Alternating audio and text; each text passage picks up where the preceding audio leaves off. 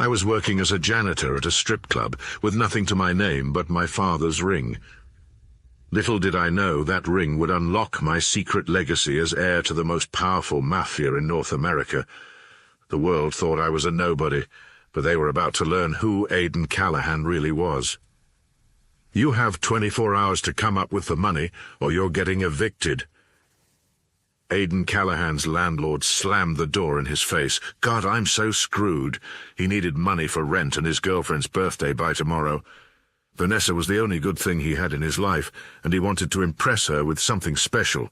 He needed a Hail Mary, fast. An hour later, he looked up at the pawn shop storefront with a sigh. He twisted his gold ring with the green stone off of his finger for the first time in his life. It was the only thing of value he had left. This better work. The bell above the pawn shop door jingled as he stepped inside. Behind the counter, a stout man looked up from a magazine. "What can I get for it?" Aiden placed the ring gently on the glass. The man's eyes fell on the ring and he slowly stood upright, eyes narrowing. "Where the hell did you get that?" he demanded. "Is it worth something?" Aiden asked, looking at the clock. He was running out of time. Suddenly, the shopkeeper had a gun pointed at Aiden. Aiden quickly stepped back, hands raised. "I'll ask one more time. Where did you get the ring?" "Look, I don't want trouble, you want it or not," Aiden asked. "I don't know who put you up to this, kid." The man grabbed the ring, shoved it back into Aiden's hand, and pointed to the door. "But get it out of my store, and don't ever show your face here again." As soon as the door slammed behind Aiden, the shopkeeper locked it, flipped the sign to closed, and made a call to the one number he still knew by heart. "The tiger is back." Outside, Aiden cursed in frustration. "I came all this way for nothing." He slid the ring back on his finger and stared at it. What the hell just happened? Why did that guy react to the ring that way? It was his father's ring, the only thing he had left of him. He'd never forget the day he got it. "Run, Aiden! Hurry, son! Get out of here, or these people will kill you too!" Samuel groaned, clutching the bullet wound in his leg. His 5-year-old son, Aiden, just stood there, looking down at his father writhing on the ground in pain. "No, Dad, I'm not leaving you here." Samuel could see the men searching for them from where they were hiding. They had escaped into a dark alley, but it was only a matter of time before they were spotted. "Come on, Tiger, don't be stubborn. You've got a long life ahead of you. Don't waste it on a dying old man. Just go." Samuel slid a gold ring with a bright green gemstone off his finger and handed it to Aiden. "Take good care of this for me, okay?" Aiden nodded and squeezed the ring tightly in his small fist. Samuel pulled himself to his feet, gripped the trigger of his gun, and limped out into the street to face the men standing by his car. Aiden watched from the shadows as Samuel and the other men exchanged fire. Aiden looked on in horror as bullets flew through the alleyway, and then a man with a scarred face took a shot that went straight to his father's chest. The kill shot. Samuel's knees buckled, and he fell to the ground with a thud. With his last breath, Samuel looked up at Aiden. "Remember the face of the man who shot me, Tiger. Promise me you'll make that bastard pay." "Dad!" Aiden shouted. It had been one of the worst days of his life, and he still didn't know why his father was murdered. Orphaned at a young age, he had been on his own ever since. His life felt like an endless grind. Later that night, Aiden was on his hands and knees, scrubbing glitter and God knows what else off a stripper pole at the club where he worked. "Yo, Cinderella!" a voice barked above him. Aiden rolled his eyes, knowing who it was without looking up. Derek Branson. Trust fund baby. Regular VIP who was arrogant as hell and obsessed with Aiden's girlfriend, Vanessa. Derek laughed as he poured out his drink on the floor at Aiden's feet. "You missed a spot." Laughter erupted from the table behind him. Aiden forced a smile and kept cleaning. Derek leaned in close. "I'd kill myself if I were you. You're a ghost in this city, man. Vanessa is wasting her time with a nobody like you." Aiden stood, shoulders tense. I could take this guy out with a single blow, but he couldn't afford to lose this job. So he said nothing and stood his ground. "Got something to say?" Derek was begging for a fight. "Yeah, I didn't think so. Some people are born kings. Others were made to clean up after them." And Derek was right. Some people were born kings. Aiden was one of them. He just didn't know it yet. The next night, when Aiden reached Vanessa's apartment, loud music was coming from inside. That's weird, he thought. She didn't mention a birthday party. A few moments later, Vanessa answered the door in a sexy and obviously expensive new dress. Aiden was shocked to see that Vanessa's apartment was packed wall to wall with guests. He suddenly realized that everyone in the room was staring at him. He offered her the cupcake he spent the last of his money on. Happy birthday, Vanessa. Derek appeared in the doorway behind Vanessa. Why be with someone who can only afford to buy you a cupcake when I can buy you the whole bakery? Derek sneered. Then he leaned in and kissed Vanessa. Aiden's heart sank, while everyone else in the room laughed and cheered wildly. Derek and I are together now, Vanessa announced, reaching for Derek's hand. It's over, Aiden. You can't afford me. Run along, loser, Derek mocked. And then he grabbed the cupcake Aiden was holding and threw it at his head. But Aiden was quick and easily dodged it.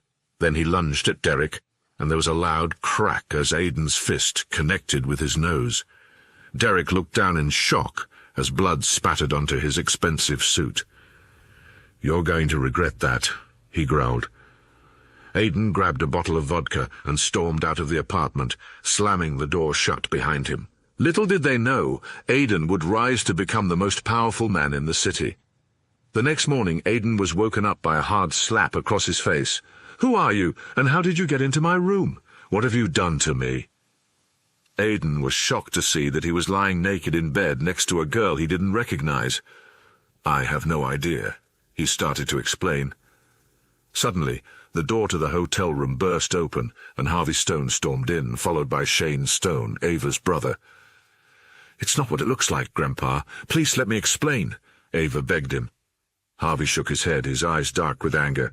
You know very well what my rules are, and what happens when you break them. I was taking a big risk tapping you to be the first female CEO of Stone Co. Your behavior is unacceptable, and I expect you to withdraw your candidacy immediately. I don't remember anything, Ava stammered. Aiden shook his head. Neither do I. Exactly, Harvey exclaimed. You knew exactly what the stakes were, yet you chose to do this anyway. There are no exceptions, unless... Harvey stroked his chin thoughtfully. What is it, Grandpa? Tell me. I'll do whatever you want, Ava pleaded. Harvey pointed at Aiden. Marry him, and I'll let you keep your shares and stay in the running for CEO. It's the only way to save your reputation. Don't I get any say in the matter? I'm the one who will have to spend the rest of my life with him. Of course you do, but if you say no, you're out of the running for CEO, and your shares in the company will go to Shane. It's that simple. Shane smiled maliciously, all too pleased with the turn of events. Ava huffed. Fine, I'll marry him. Wise decision. Do you agree, son? Ava looked at Aiden with pleading eyes. I don't know what happened last night, but I don't want to ruin this woman's life, Aiden thought. Besides, Ava is beautiful, and the Stones seem to be very rich. How bad could it be? I'll marry her, Aiden agreed. Harvey nodded.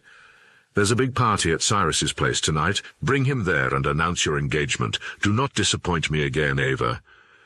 Later that night, Aiden and Ava sat in the back of a black car in silence on the way to the party. Aiden nervously fidgeted with the ring on his finger, rotating it in circles. Take that ring off before we go in, Ava said suddenly. It's ugly. Aiden shook his head. This ring is very important to me. I can't take it off. It was all he had left of his father. The only time I ever took it off, I got a gun pulled on me. Not doing that again. Ava rolled her eyes and didn't speak to Aiden again for the rest of the trip. As soon as they arrived at Cyrus's house, Aiden noticed that men carrying semi-automatic weapons were patrolling the grounds and flanking the entrance. What the hell, he wondered. Is Ava's family tied to the mob? He followed Ava into the house and was starstruck when he saw Ben Jameson across the room. Oh my God, he's my idol. He was one of the wealthiest, most powerful men in the city. A real estate mogul and finance genius, the man was a Chicago god. And then he heard a voice that made him want to punch a wall. Hey, what are you doing here, loser? It was Derek, Vanessa's new boyfriend. Want me to give you a fresh reminder of what happened last time? Aiden threatened. Derek got into a fighting stance. You got lucky. This time I'm ready for you. Suddenly, a well-dressed man appeared. What the hell is going on here? This man snuck into your party, Cyrus, Derek replied. Cyrus looked Aiden up and down. Suddenly he noticed Aiden's ring, and his expression immediately changed. Come with me, he told Aiden. Aiden looked around and realized he didn't have a choice. He followed Cyrus. Derek was smirking as he watched Aiden go. Thanks for taking out the trash, Cyrus. Ava watched nervously as Aiden disappeared into Cyrus's office. Can I see that ring you're wearing? Cyrus asked Aiden as soon as they were alone. Aiden covered the ring with his hand protectively. Why? What is going on with this ring? People are either obsessed with it or want nothing to do with it. Don't worry, I'm not going to steal it. I just want to see something, please. Aiden finally took off the ring and handed it to Cyrus, who studied it carefully. When Cyrus saw the T inscribed on the inside of the ring, his mouth fell open. Tiger, it's you. It's really you, he shouted. Aiden was in shock. The only other person who had ever called him Tiger was his father. But how could Cyrus know that? Aiden wondered. I can't believe we finally found you. I have been looking for you for years. 18 years, to be exact, Cyrus exclaimed. Did you know my father? Aiden managed to sputter, his heart pounding in his chest. I didn't just know your father. We were business partners. Cyrus pointed to a picture of 3 men hanging on the wall. The 3 of us built a business empire together worth billions of dollars. In the photo, Aiden's father, Samuel, was standing next to a younger version of Cyrus and a third man with a large scar on his face that Aiden didn't recognize, at least not at first. Why does that other man look so familiar, Aiden wondered, fixated on the man's scar. He heard his father's voice. Remember the face of the man who shot me, Tiger. Promise me you'll make that bastard pay. Suddenly it all came back to him. The man with the scar looked exactly like the man from his memory. That's the man who killed my dad. There on the wall was the man who betrayed Samuel and killed him in cold blood. No, it can't be. Aiden's eyes flashed with rage as he stared at the photo. Play it cool, Aiden told himself. If you want to avenge your father, you have to wait until the time is right to strike. This other man in the photo, who is he? That's Raymond Castor. He was a business partner of mine and your father's. Together the 3 of us ran the Tiger Group. Cyrus explained.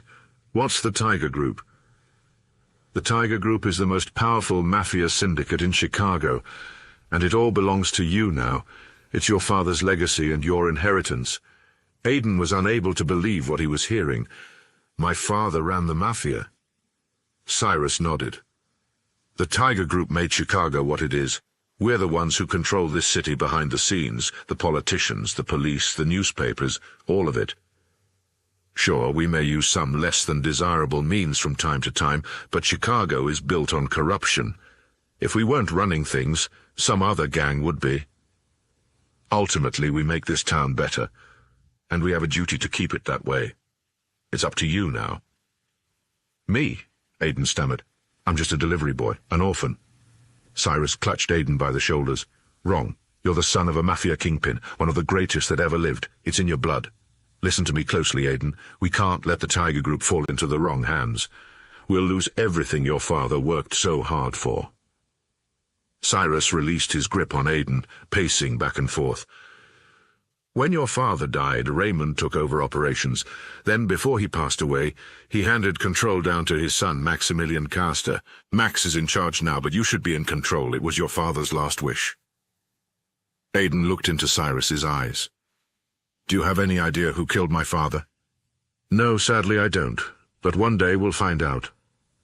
Aiden's mind began to race. Raymond could have killed my father to seize control.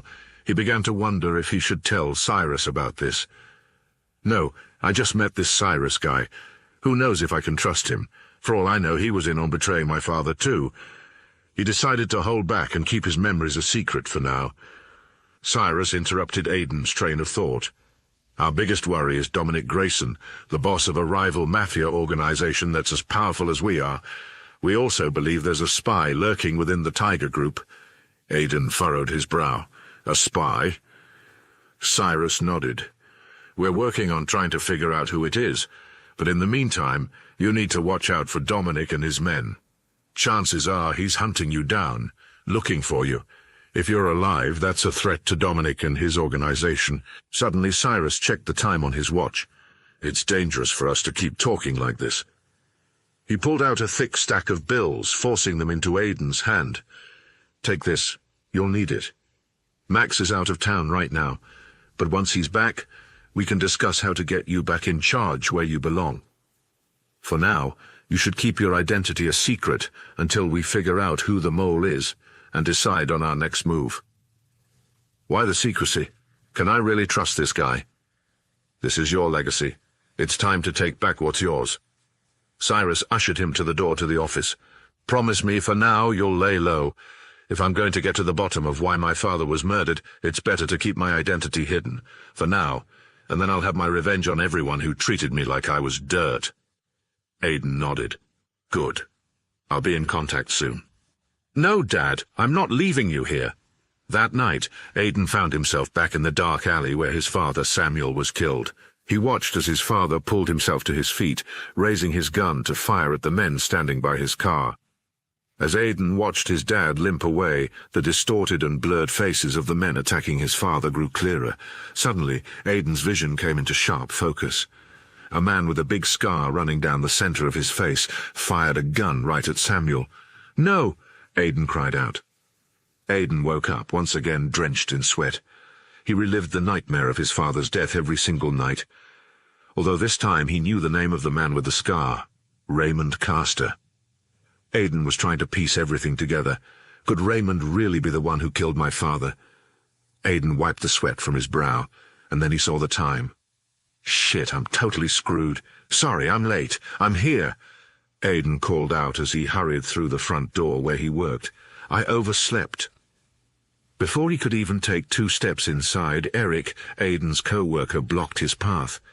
Don't worry, I already took the liberty of telling the boss for you. He wants to see you in his office. Aiden groaned. Thanks a lot, Eric. He slumped his shoulders and headed to the back room. When Aiden walked in, his boss, a large, imposing man with a thick beard, leaned back in his chair, grimacing. Where have you been? He grumbled.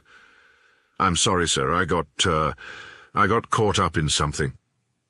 I can't tell my boss the truth. I have to keep my identity a secret. That's your best excuse. Aiden's boss folded his arms. Do you have any idea how behind we are on deliveries because of you? And now you have the nerve to just waltz in here like nothing happened? I'm sorry, it won't happen again. Aiden's boss stood up and pointed at the door. Oh, I know it won't happen again because you're fired. Get out. Aiden's jaw dropped.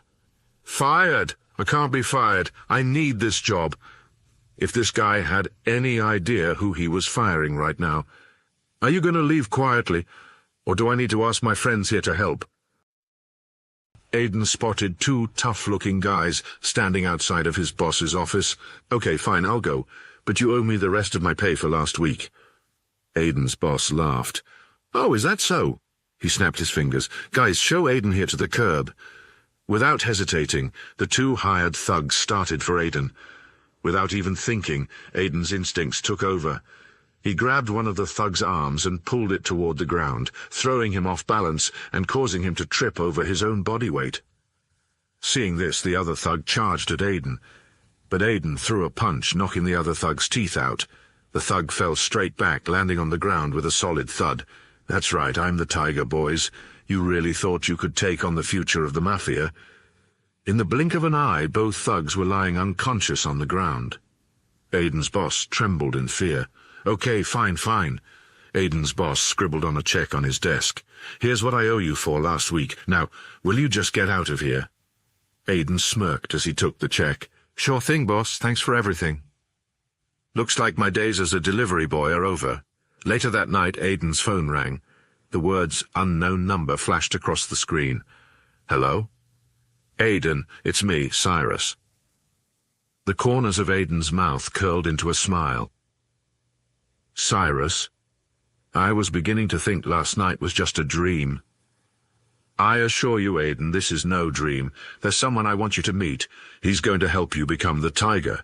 Cyrus explained. "His name is Ben Jameson." "Ben Jameson, like the Ben Jameson?" Aiden's breath caught in his throat. "The one and only," Aiden scoffed.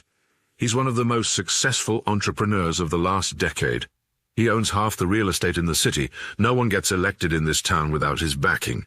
The man is a Chicago legend." "Well now, he works for you, Aiden." "What? Ben Jameson works for me?" "That's right. Jameson is one of our key contacts in the Tiger Group, and he can help you take back what's rightfully yours. But heads up, Ben won't take orders from you without a little persuading. Meet us at the Sapphire Club tonight." The Sapphire Club is one of the most exclusive clubs in Chicago. "They'll never let me in the front door, Cyrus," Aiden said, gripping his phone tightly. "Don't be ridiculous." Cyrus chuckled. "I own that club. You'll have no trouble getting in. Besides, you're the Tiger now. You're the most powerful boss in Chicago." "But I'm not the boss yet," Aiden reminded him. "Not officially, that's true, but once you get Ben Jameson on board, you'll be one step closer to reclaiming your legacy and getting the Tiger Group back on track." "Good point. I'll be there soon," Aiden replied. Aiden stepped out of the cab in front of the Sapphire Club, paying the driver with some of the bills Cyrus had given him. He took a few steps forward toward the door, but a large bouncer placed his arm in front of him. "Just where do you think you're going, man?" The bouncer towered over Aiden. He was well over 6 feet tall and shredded. "There's a private event tonight. Not just anybody can get in." He looked Aiden up and down. The bouncer started laughing to himself, taking in the sight of Aiden's appearance. "Especially not guys like you." Aiden knew what people saw when they looked at him. He wasn't decked out head to toe in designer labels or flashy accessories. He just looked like a common delivery boy. "Not anymore, tough guy," Aiden thought. "I'm a whole new man now." Aiden sighed. "Look, I'm supposed to meet somebody inside. His name is Cyrus. He owns the place." "Yeah, right, heard that one before," the bouncer snickered. "Beat it, dude, before this gets ugly." Suddenly, Aiden heard familiar voices behind him. "Hey, look who it is, Vanessa. It's your pathetic boyfriend." "Oh, shut up, Derek. He's not my boyfriend. He's not even my ex-boyfriend. We only went out a few times." Derek and Vanessa approached the entrance to the Sapphire Club, decked out in expensive clothes. Vanessa wore a tight red dress that showcased all of her curves, while Derek was clad in a bright white sports coat and a gold chain. Aiden felt his hands curling into fists as they got closer. "Sorry, Derek, but the only pathetic person around here is you, you spoiled prick." Derek reeled his head back, laughing hysterically. "Oh, that is too good. You got me. I'm the pathetic one. That is some big talk from a guy who they won't even let inside." Vanessa smirked. "What's gotten into you, Aiden? Are you drunk or something? I've never heard you talk like this before. What's a dipshit like you doing here anyway?" Derek wiped tears from his eyes, still laughing. "Making a delivery?" This time Derek's insult had touched a nerve. "Watch your mouth, douchebag," Aiden snarled, raising his fists. Derek stepped forward, venom in his eyes. "You want to go, you piece of shit? I've been looking for an excuse to finally put you in your place." Aiden sneered. "You think you have what it takes to beat me? Fat chance." "Okay, I've had enough of this," said the bouncer, stepping toward Aiden, cracking his knuckles. "It's time to get out of here, little guy. I can't have you bothering our customers." As the bouncer placed his beefy hand on Aiden's shoulder, an expensive-looking luxury car screeched up to the sidewalk. Cyrus stepped out, followed by a tall man in a custom suit. Ben Jameson. Aiden recognized him immediately. Cyrus stepped up to the bouncer. "Want to tell me what the hell is going on here? This young man is with me. Now move aside." The bouncer quickly did as he was told. Aiden turned around to look at Vanessa and Derek as he walked away. Both of their jaws were on the ground. He couldn't help but chuckle. "Oh, and one more thing," Cyrus said, turning back toward the bouncer. "You're fired, effective immediately." Inside, the Sapphire Club was packed. Hundreds of the most attractive nightlifers in Chicago crowded the dance floor. "Wow, this place is amazing." Aiden took in the sights, feeling the pulse of the music in his veins. Cyrus led Aiden and Ben to a private corner booth, obscured from the view of the other clubgoers. Cyrus snapped his fingers. As soon as he did, a bartender appeared. We'll have a bottle of the private reserve champagne. Right away, sir. Welcome, Mr. Jameson. The bartender scurried away, frantic. Within seconds the bottle appeared before them, engraved with the Sapphire Club logo. The bartender poured each of them a glass and then hurried away once again. Cyrus turned to Aiden. "Well, go ahead, this is your show now." Aiden turned to face Ben. "Mr. Jameson, it's so great to finally meet you in person. I've heard a lot about you. My name is Aiden Callahan. I'm the Tiger." Ben furrowed his brow. "You're Samuel's son?" He eyed Aiden up and down, seemingly unsure. Cyrus nodded in approval. "It's time we got things back to the way they should be. Aiden's ready to take over and carry on his father's legacy, but we need your help." Ben suddenly burst out laughing. Cyrus and Aiden both furrowed their brows. I'm sorry for laughing. It's just—" Ben took a quick sip of his champagne. "You think you can just walk in here and say that you're the Tiger? Why should I take your word for it?" "He's wearing the ring," Cyrus pointed out. Ben glanced down at Aiden's hand. "So I see. But jewelry alone means nothing. If you really are who you say you are, then you should be able to back it up. How the hell am I supposed to convince Ben Jameson who I really am?" Aiden shifted his weight. "What did you have in mind? How?" Ben smirked. "How about you prove it? You and me, mano a mano. No weapons, no nothing. You're going to have to take me in a fair fight. If you win, I'll help you reclaim the Tiger Group. If you lose, you can forget it. So, what do you say, kid? Am I really going to fight Ben Jameson to prove myself? This man could make or break me with the snap of his finger. Is this some twisted reverse psychology?" Aiden wasn't sure what the right move was. He'll never respect me or believe me if I don't accept his challenge. If he wants a fight, I'm going to give him the best fight of my life. Aiden stood up. "Let's go. Right here and right now." Aiden locked eyes with Ben Jameson, fully prepared to fight him right there in the middle of the Sapphire Club. "Take it easy, you two," Cyrus interrupted, jumping between them. "This is a nightclub, not a fight club. There's a sparring ring downstairs in the basement. Come on." Aiden took in the sight of the basement beneath the Sapphire Club. It was configured like a makeshift boxing ring. Ben removed his coat and rolled up his sleeves, unbuttoning the top button on his shirt. "You know, Aiden, I've never lost a fight." Aiden scoffed. "Well, then this should be a nice change of pace for you." Ben leapt over the ropes and paced around the makeshift ring, standing poised to attack underneath the lone light bulb.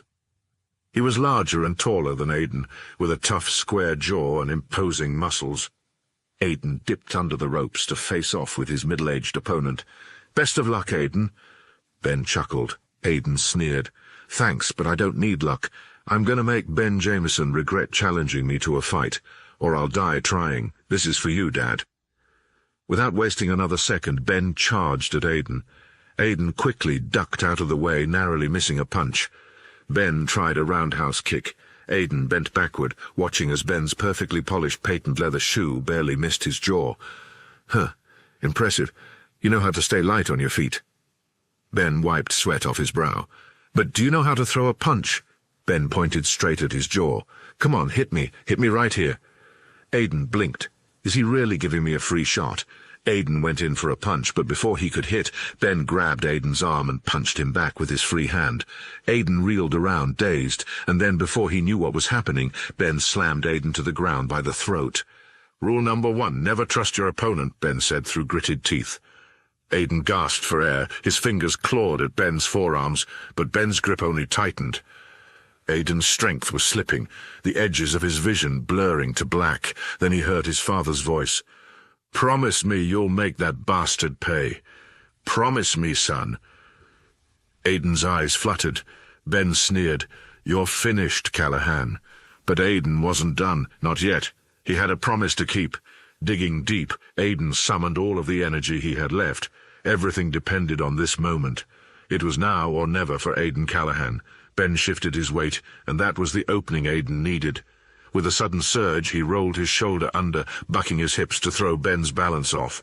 Aiden slammed his forearm into Ben's ribs, twisted again, and tore himself free, gasping as air seared his lungs. Ben growled in pain. Then he smiled, staring back at Aiden. "Good. You already know rule number 2. Always stay one step ahead." The fight went on, and it was exhausting, but Aiden could tell Ben was starting to lose steam. "That's it, wear yourself out, old man. Then I go in for the kill." Ben threw some more quick punches Aiden's way, but Aiden was faster. He rapidly sidestepped every punch, perfectly dodging Ben's fists. "Stay focused. Remember why you're doing this. You're so close." Ben's breathing grew labored. Seizing his opportunity, Aiden threw a hard punch at Ben's jaw. Letting out a roar, Ben dove toward Aiden and tried to pin him to the ground. As he ran, Aiden ducked to the ground and kicked his leg out in a wide circle, knocking Ben off balance. Ben collapsed on the ground. Aiden quickly placed his foot on Ben's back, holding a fist above his face. "Give up, Ben. I've got you pinned. It's over." Ben exhaled sharply, pinned to the ground. He was clearly frustrated, but a look of pride flashed across his face. "You really are the tiger, aren't you? I can't believe I just took down Ben Jameson." "Holy shit!" Cyrus clapped in approval, looking at Aiden with pride. "Tomorrow, come by my office, Aiden. I have a new job for you. I heard you lost your old one." Aiden's jaw dropped. "How did you know?" "We have eyes everywhere in the Tiger Group." Cyrus winked. "Is Cyrus having me watched?"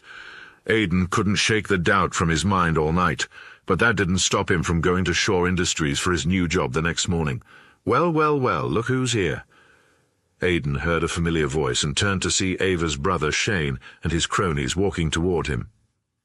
"I almost didn't recognize you with clothes on," Shane said sarcastically. "What are you doing here, delivering bagels?" His henchman snickered. Aiden was fuming. "Get out of my way." "Where do you think you're going?" Shane said, blocking his path. Shane's men formed a line behind him, creating a barricade.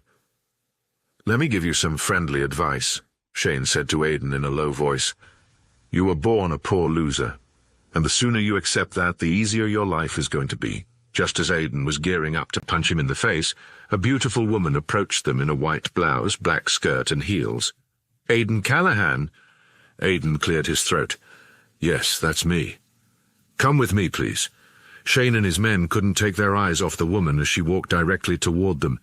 They stepped aside to let her pass. "Who is this woman, and what does she want with me?" Before he could say anything, the woman put her finger to her lips and signaled him to follow her. Aiden followed the mystery woman inside the building. "Did Cyrus send you to come get me?" Aiden still had no clue who this woman was, but she had helped him get away from Shane and his men without having to start a bloodbath. "You mean Mr. Shaw?" the woman replied as they reached the elevators. "That's what his employees call him. It might do you some good to remember that." "I didn't mean any disrespect," Aiden assured her. "He's an old friend of the family." The two of them were alone in an elevator, but the woman barely acknowledged him, rapidly texting on her phone. "Well, she sure doesn't seem to like me very much. Is she judging me based on my appearance?" Aiden wondered. When they reached the top floor, the woman led Aiden to her desk. "What kind of role are you looking for?" "I would like something in senior management," Aiden stated firmly. The woman stared at Aiden in disbelief. "We don't have any open senior management positions at the moment." Aiden didn't like the way this woman was speaking to him. "I have to keep my identity secret for now, but that doesn't mean I'm going to let this snooty secretary boss me around." "What's your name?" Aiden replied. "Rachel." "Listen, Rachel, you asked me what kind of role I wanted, and I told you. Now you can either talk to Cyrus and find something suitable for me, or I will do it myself. What's it going to be?" Rachel squinted her eyes and sized Aiden up. "I'll speak to Mr. Shaw as soon as he gets in." Aiden smiled. "I look forward to hearing from you. Oh, by the way, Mr. Shaw left something for you." She handed an envelope sitting on her desk to Aiden. Inside the envelope was a check for $10,000 and a note. "Here's some more cash to tide you over. Go to Broadway Bank. They'll take care of you." Aiden grinned. Good old Cyrus. When Aiden arrived at the bank, he slid the check Cyrus had given him under the glass. "I'd like to cash a check," Aiden replied. The teller, whose name badge identified him as Perry, wrinkled when he saw the amount of the check. He held it up to the light and examined it closely. Then he looked Aiden up and down. "Nice try," Perry sneered. "Do you think I'm an idiot? There's no way this is real." He ripped the check up into tiny pieces. "What the hell are you doing? Stop!" Aiden shouted. Perry ignored him and waved over the security guard. "Get this man out of here. He is trying to cash fake checks. Next time I'm calling the police," he warned Aiden. Security guards surrounded Aiden from all sides. One of them grabbed his shoulder. "Don't touch me!" Aiden pulled free from his grip. "What's going on here?" Aiden heard a familiar deep voice. He turned to see Ben Jameson. The security guards immediately stood at attention. "I'll take care of this from here." Ben gave Aiden a discreet wink. "Follow me." The security guards stepped aside as Aiden followed Ben out of the lobby. Once they were alone, Ben whispered, "This bank is one of yours. It belongs to the Tiger Group. Come on, there's someone I want to introduce you to." When they entered the manager's office, the manager immediately jumped up from his desk. "Ben, what a surprise. I wasn't expecting you today." "Hello, David. Speaking of surprises, do you have any idea who this gentleman is?" David looked Aiden up and down and shook his head. "No idea." Then his eyes caught on Aiden's ring and his mouth fell open. "Oh my God. Are you the Tiger?" Aiden remained silent, not sure how to react. Ben nudged Aiden. "David is one of our captains. You can trust him." Aiden smiled and shook David's hand. David began rattling off questions. "How long have you been back? Where were you all these years? What can I do for you?" "Take it easy, David. No one else can know he's here," Ben warned. "He's operating behind the scenes until Maximilian gets back." David nodded. "Understood. You can't be too careful these days, especially with a spy inside our ranks." Aiden cocked an eyebrow. "You know about the spy?" "Of course, all of the captains know," David explained. "Anyway, now that you're back, please let me know if there's ever anything I can do for you, Tiger." "There is one thing I could use your help with," Aiden replied. Meanwhile, on the other side of Chicago, Dominic Grayson was lounging by a pool wearing nothing but a Speedo, dark sunglasses, and a gold chain around his neck. Two girls in string bikinis snuggled up on either side of him. As he took a sip of his whiskey, one of his men came running out of the house. "Sir, we have just received word that the Tiger has returned," the man whispered. Dominic calmly lit a cigar with a smile. "Having someone on the inside of the Tiger Group is proving very useful," he muttered to himself, and then he threw his head back, laughing deviously. "Who is the spy inside the Tiger Group, and how much have they already revealed?" "What should we do, sir?" the man asked, awaiting orders. Dominic puffed on his cigar thoughtfully. "Figure out who the Tiger is, and kill him." After getting a brand-new car, courtesy of Ben Jameson, Aiden was on his way to Sapphire Club for lunch when he drove past Club Kane. Dominic Grayson owns that club, Aiden thought. That place has to be swarming with his thugs. Not a good idea to stop there. Then another thought occurred to him. Actually, this might be a good chance to gather some intel on the enemy. If I'm going to take Dominic out, I'm going to need to know his weaknesses. A mischievous smile flashed across his face. "Club Kane it is." Aiden parked outside. Club Kane was owned by Dominic Grayson, the second most powerful mob boss in Chicago. Having lunch here will be the perfect way to take a look around without being noticed. It's dangerous, but it might be worth the risk to learn more about Dominic and his gang, Aiden reasoned. Suddenly his phone rang. It was Cyrus. "I heard you had an interesting day, Tiger," he mused. "You could say that," Aiden laughed. "Congratulations on the new wheels." "Cyrus always seems to know what I'm doing and where I've been. Does he have somebody following for security purposes or because he's keeping an eye on me?" "Thank you, Cyrus, for everything," Aiden said, pushing his fears aside. "It's only what you deserve," Cyrus replied. "Speaking of which, I found the perfect job for you at Safe Tech." Aiden scrunched his brows. "I thought I was going to be working at Shaw Industries, with you." "That's what I thought too at first, but SafeTech has an open senior management position and I realized it's probably better if we don't work too closely together." Cyrus lowered his voice to a whisper. "I can't trust anyone these days." "So I'm assuming the Tiger Group has spies too?" Cyrus chuckled. "Of course. While Dominic spies on us, we spy on Dominic. In this deadly game of chess we're playing, information is priceless." "Is that why Cyrus has someone following me?" "I'm beginning to understand that," Aiden said, drumming his thumbs on the steering wheel. Just make sure you're being smart, Cyrus warned him. Don't do anything stupid and blow your cover. Aiden looked up at the entrance to Club Kane. I'll be careful, Cyrus, always. After his call with Cyrus, Aiden put his ring in his pocket and entered Club Kane. The scale of the space was impressive and nearly just as opulent as the Sapphire Club, only with a darker, seedier vibe. As they walked through the club to find a table, Aiden noticed that a lot of the clientele were carrying weapons in their suit pockets or tucked away in the back of their pants. I've got to watch my step around here. Everybody in here's armed. Aiden ate lunch and soaked in the atmosphere. Suddenly Aiden overheard two men talking.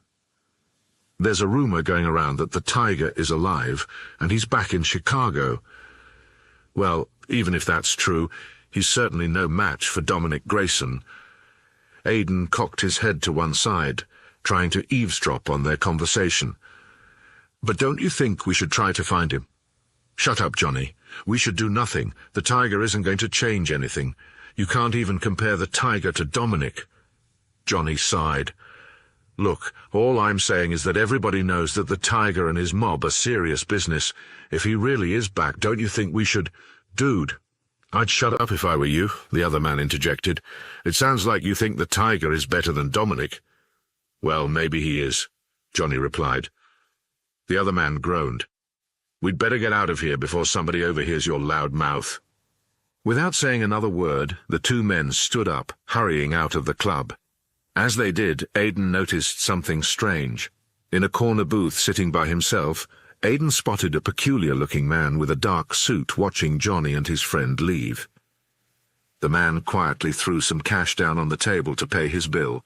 Then he stood up and followed the two men out. He watched carefully as the man in the dark suit pulled out a gun and exited the club. Just as he was about to follow, a tall man smoking a cigar entered the club. Everyone seemed to go still and stare. He wore an expensive suit surrounded by lackeys clearing a path for him and keeping other guests at a distance. The man oozed power. A few men bowed as he walked past. That's when Aiden realized who it was. That must be Dominic Grayson, my mortal enemy. I'm going to find out what he is up to, or die trying, he told himself. Dominic walked toward the back of the club with another man at his side, deep in conversation. If I can get close to them, I might be able to hear what they are saying. Aiden made his way through the club, trying to keep a low profile. He was getting close to Dominic now, but he still could not hear what he was saying. Suddenly, the sound of a woman's high heels echoed behind him as a woman in a pencil skirt and white blouse crossed the room and walked up to Dominic. There you are, Dominic said when he saw her. He kissed her on one cheek and then the other. They were close. Wait a minute, Aiden thought. I know her. Aiden's heart thudded his chest with adrenaline. That's Rachel. What the hell is Cyrus's secretary doing here? Aiden's mind was spinning. Did Cyrus send her here, or is she doing this behind his back? Dominic wrapped an arm around her waist. Let's go. Dominic led Rachel and the other man into one of the back rooms. Aiden had come this far. He was too close to give up and too stubborn to let it go. He discreetly followed them down a dark hall, taking his chances. Damned with being careful. Forgive me, Cyrus. Aiden stayed in the shadows, keeping a safe distance. Dominic, Rachel, and the other man disappeared through a swinging door with a circular window. Aiden crept up to the door, peering inside. His heart plummeted. No, it can't be. I thought he was dead.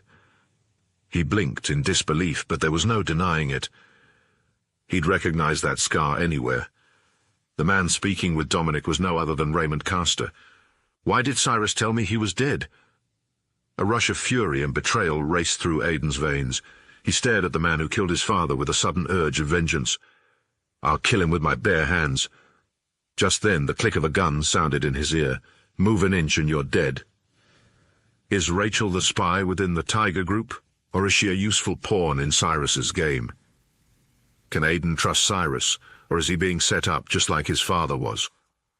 Will Aiden figure out who the mole in the Tiger Group is before they blow his cover and destroy his rise to the top? Install the Pocket FM app now within 1 minute to listen to the first 10 episodes for free. Download now before the offer disappears.